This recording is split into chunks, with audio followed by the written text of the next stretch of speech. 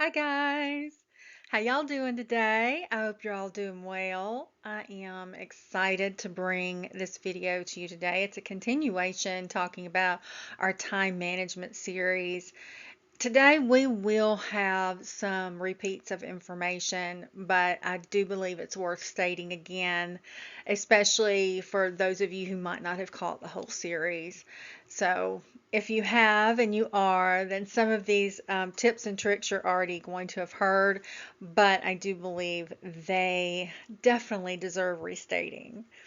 So what is work-life balance as an author?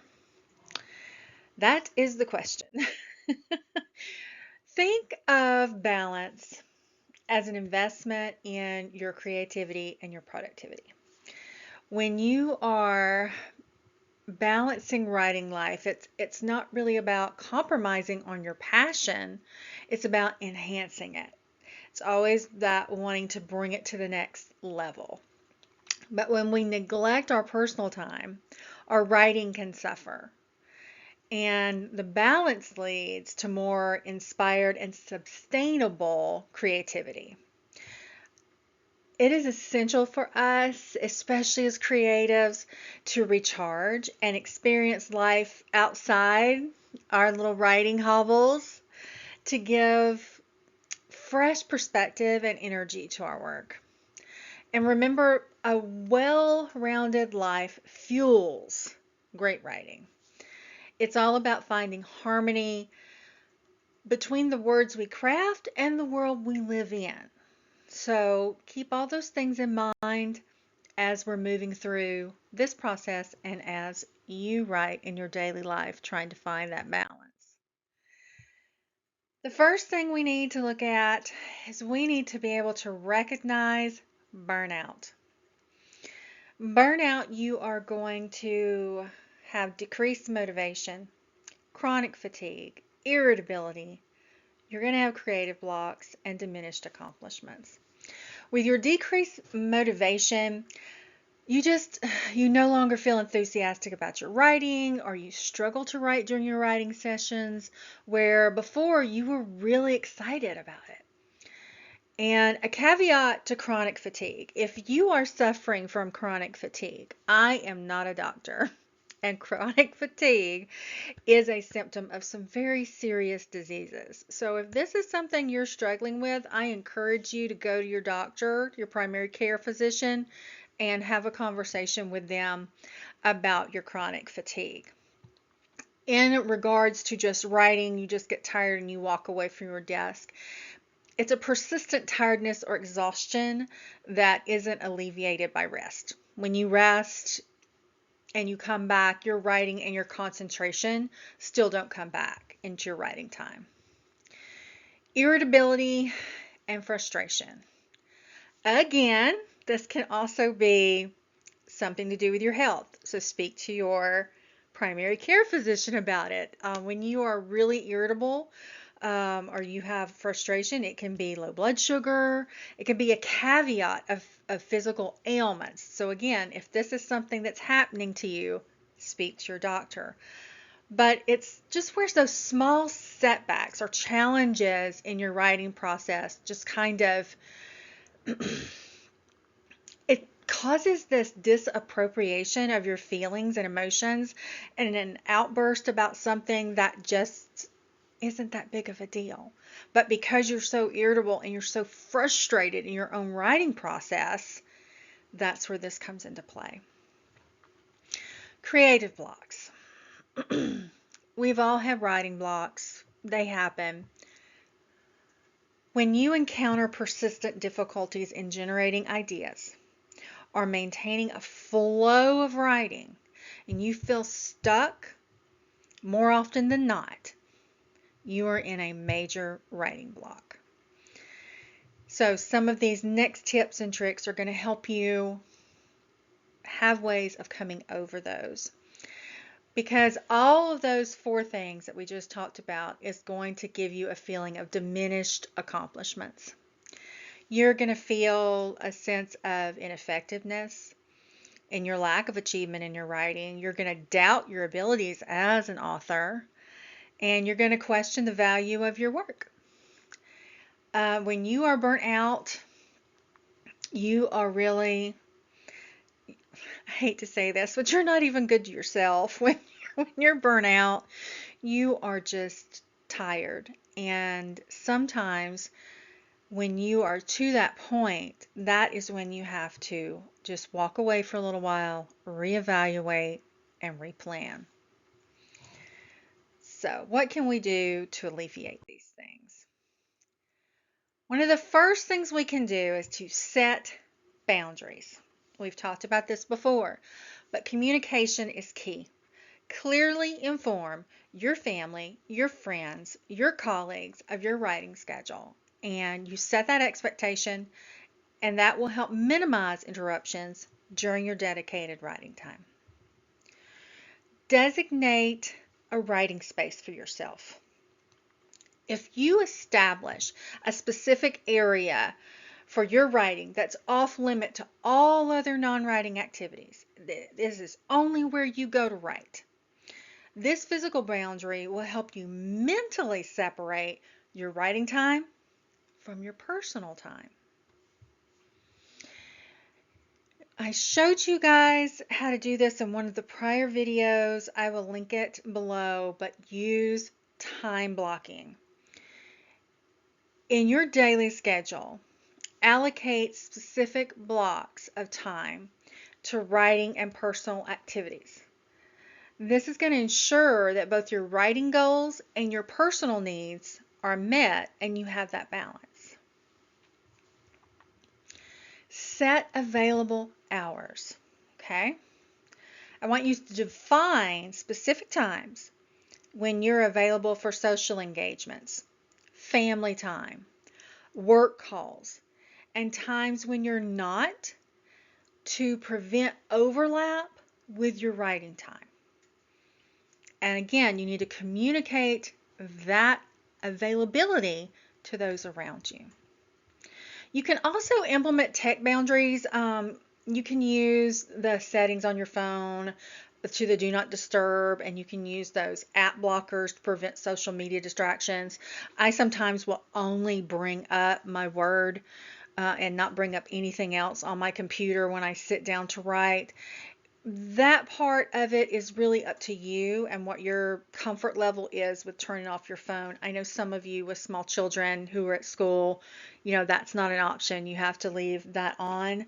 But I would try and limit it as much as possible when it is that writing time. Okay, so what we're going to have to do is we're going to have to rely on our plan. If you've been following me for a long time on this one, you know that we've already got our plan together. We know what we're doing. We have some idea already of what we want our days to look like. But each day you have to prioritize your task list. You have to identify what's your writing priority, what's your personal priorities. And you can use tools like I use. You can use to-do list. You can use just different types of task managers, what needs to be done. But you want to focus on those high priorities first. Again, use time blocking. Allocate specific times for writing and personal activities within your daily schedule. This method is going to help ensure dedicated focus on your writing while also reserving time for relaxation and personal things you want to do. Again, set those goals, but make sure they're realistic. Establish achievable daily, week, and weekly goals for both your writing projects and your personal life. Setting these realistic goals will help you manage your time so much more effectively, and you won't get that sense of overwhelm. I want to talk to you again about multitasking. Don't do it. Avoid trying to juggle multiple tasks at once. Multitasking can reduce the quality of your work and lead to burnout. I want you to focus on one task at a time for better efficiency and output. Remember that quality and quantity go hand in hand. And again, at the end of the day, review and adjust. Look at what worked and what didn't work. Use that time to figure out, okay, this worked well, this didn't work. How can I change it? What can I do that's going to help improve this situation? Okay, integrating leisure time and creativity time. All right.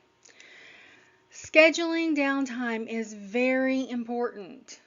Okay, actively scheduling breaks and leisure activities is just as important as it is to schedule your writing sessions. This ensures that you have like that dedicated time for yourself, and it's going to go back to those burnouts. It's going to eliminate that. Well, alleviate it, not eliminate, because burnout.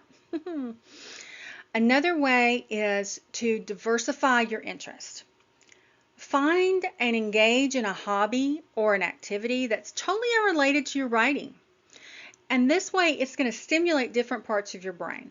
That's going to enrich your creativity and offer fresh perspectives when you return to writing. It's going to give you more to write about. And here's the dreaded one we all hate to hear as I hit the microphone. Sorry, guys. Physical exercise. Incorporate it regularly into your routine. I know it's hard. I have recently just started walking and beginner's yoga, which is basically just stretching because I'm not that bendy, but I've noticed it boosts my mood. It helps with my energy level.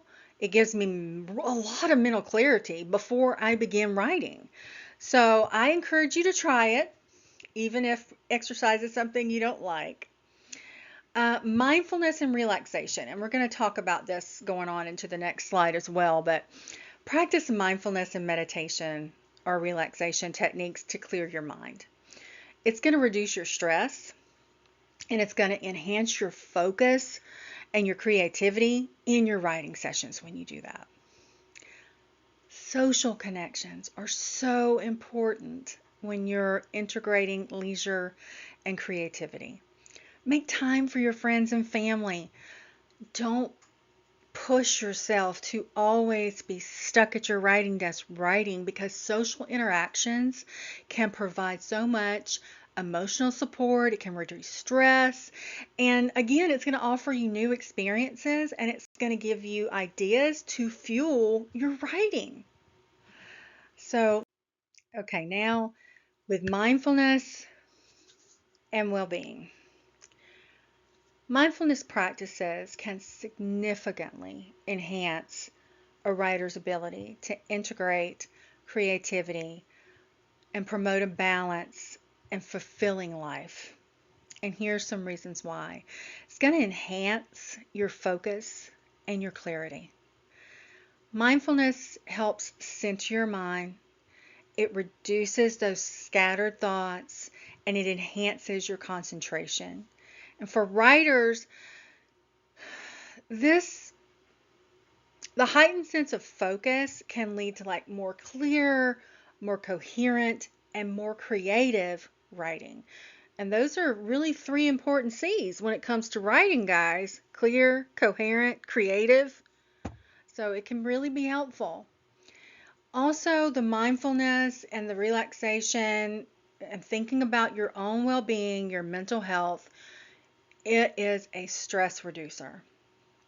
We all know that writing can be a solitary life, and sometimes it's stressful. And mindfulness practices, they reduce stress and anxiety, and they allow you to approach your work again with that calm, balanced mindset, which is conducive to creativity. Then, with your creativity, it's also going to boost your creativity by encouraging a state of presence and openness. Mindfulness can enhance creativity.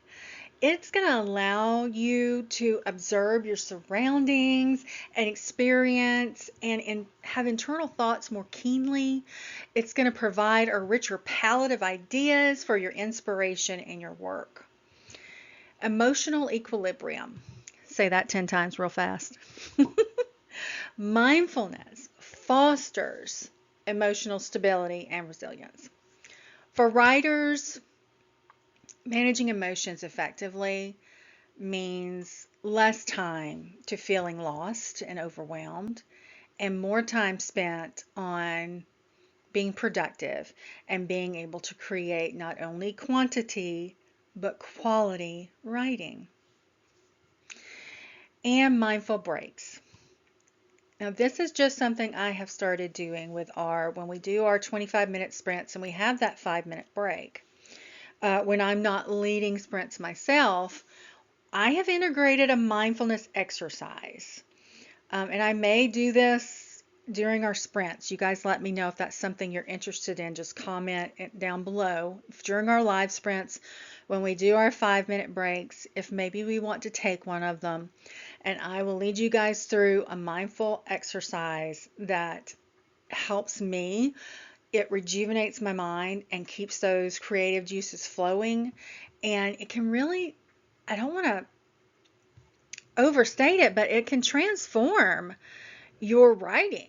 And it's an opportunity to just refresh and gather fresh energy for that next 25-minute writing sprint. Okay.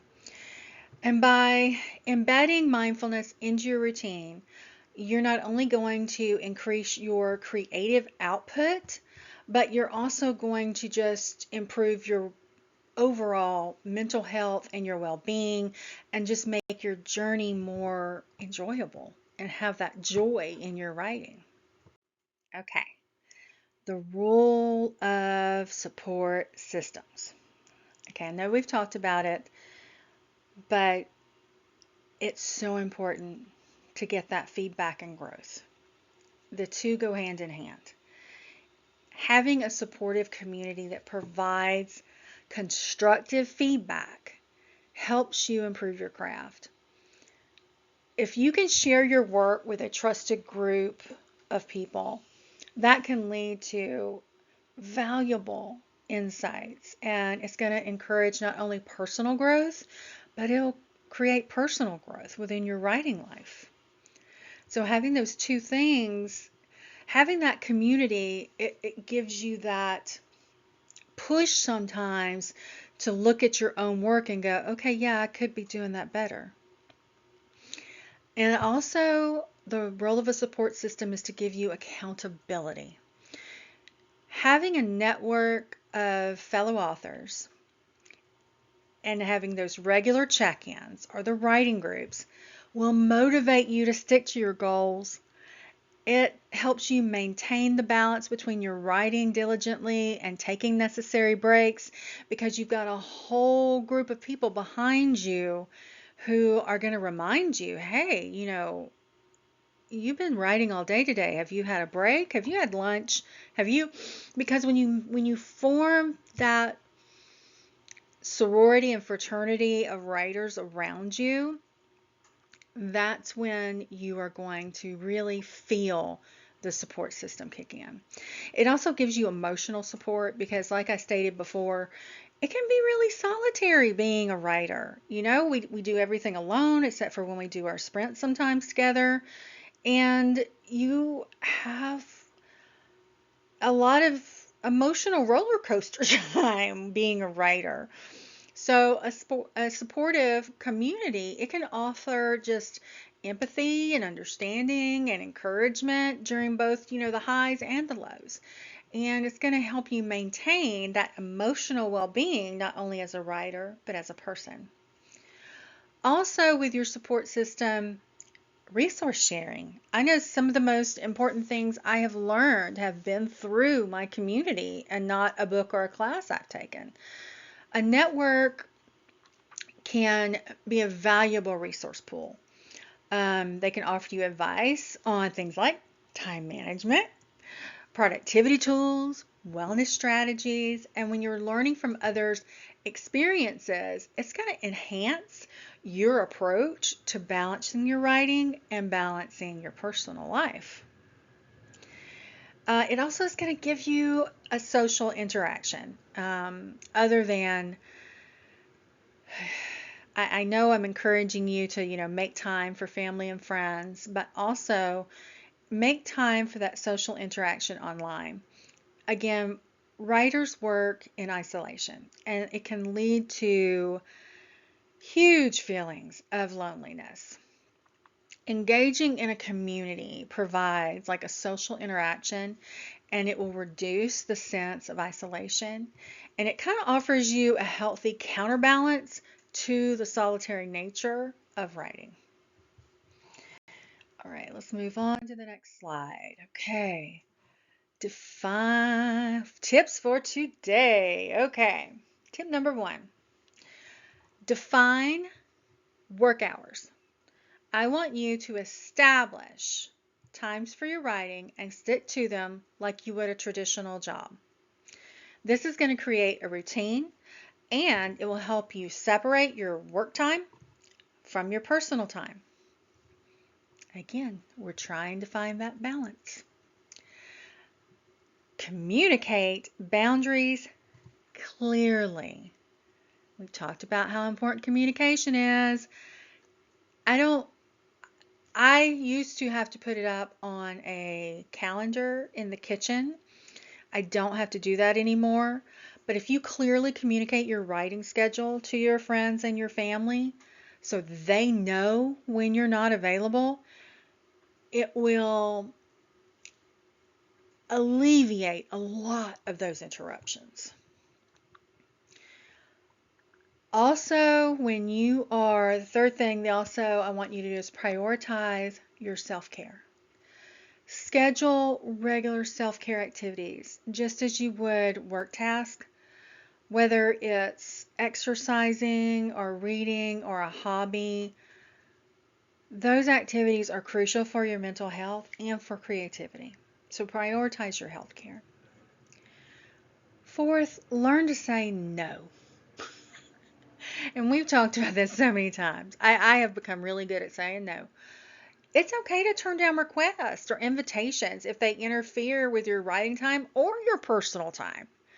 Protecting your time is essential for you maintaining your balance and your sanity. So it's okay to say no.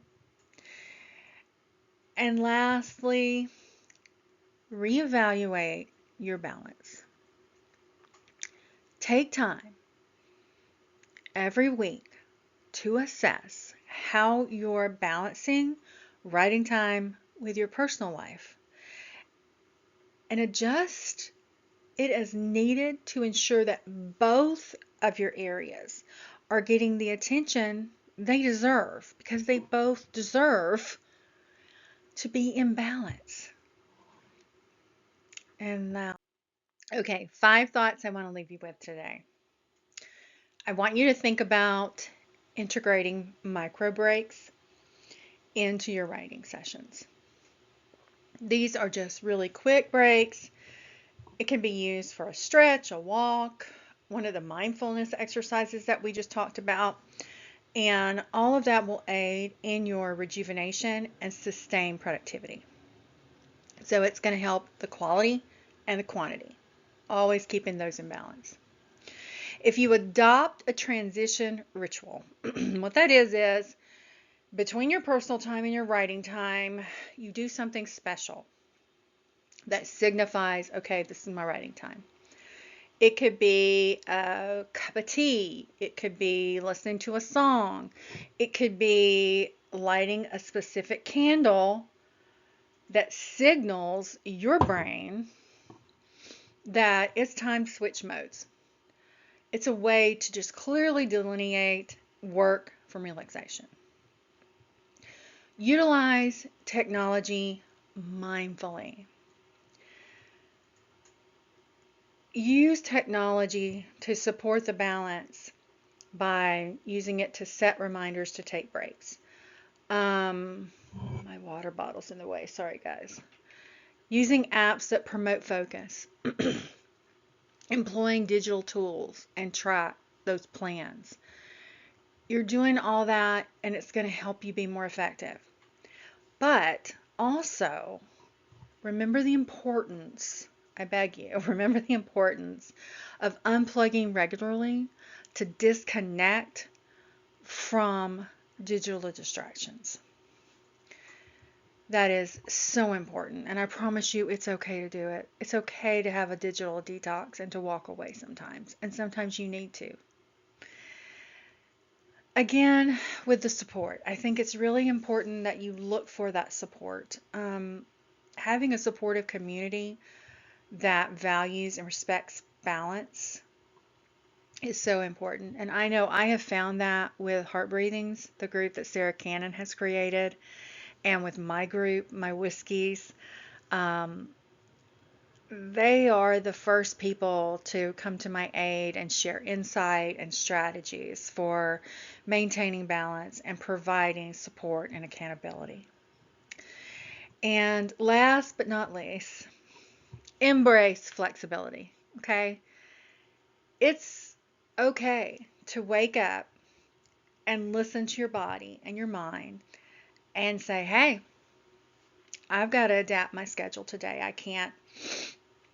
I don't have the energy. My creativity's off.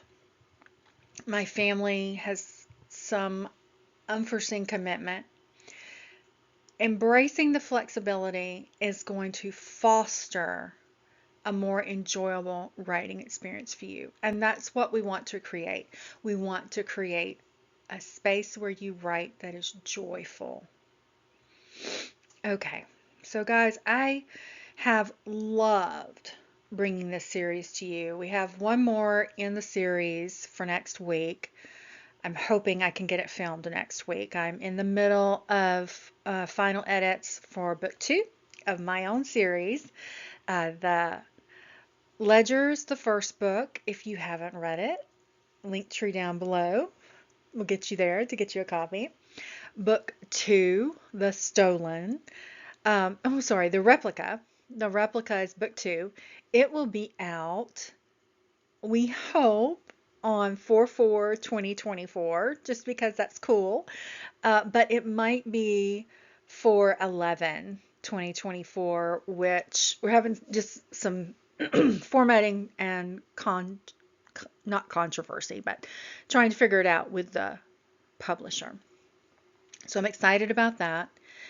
I will see you guys Monday night when we do our live streams. My favorite times of the week are when we all get together and write together. So I'm looking forward to that. And if you are one of my Whiskeys, you know what I'm going to say before I say it, but I'm going to say it anyway. I may not be everybody's cup of tea, but I'm a really awesome group of people's double shot of whiskey. And I'm so happy and I'm so proud that you come and hang out with me and that you find me just right.